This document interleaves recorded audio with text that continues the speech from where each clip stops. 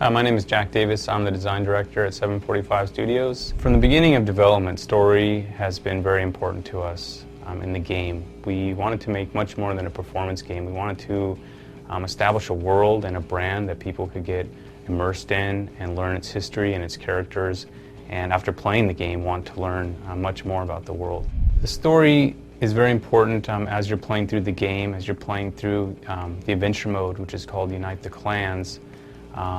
What you're doing in the gameplay is directly tied to how you're affecting the world and how you're bringing the world together. The premise behind Ohm is that what if there was this world very similar to our own, but in addition to this emotional power, music had a real physical power, that people could use music to manipulate the environment, to change nature or alter the weather or enhance your own physical or mental abilities.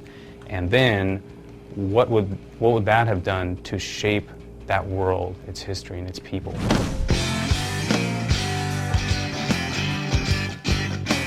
The people in this world who can manipulate mojo are called rockers. And so a rocker is not just, hey, someone who rocks, who plays music. It's actually a title. And rockers are agents of these musical clans who serve their frontman, who serve their clan with the power of music.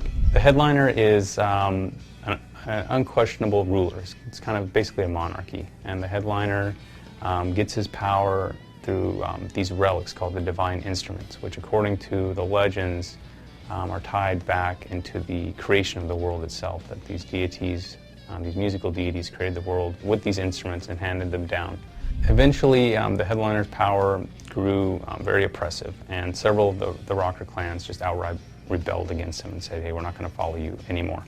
And in response, the headliner issued this edict of silence, which banned the rebellious clans from playing within the city. So it's kind of like making live performances illegal.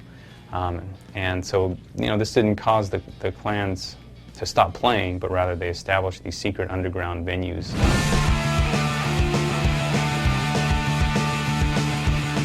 All the venues in the game have this very different underground, secretive kind of feel to them. At the start of the game, a new headliner, Martin Rothschild, has just taken the reins of power. And he is even, he's even more oppressive and more dangerous than any headliner that's come before him. And the world is in the worst state of chaos and disharmony than it's ever been in.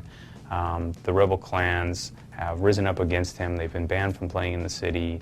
It seems like just everything's gonna break out into all-out chaos. And as the player, your quest is to step in and help unite the people of the world, the rebellious clans, and see what can be done about this headliner if he can be stopped.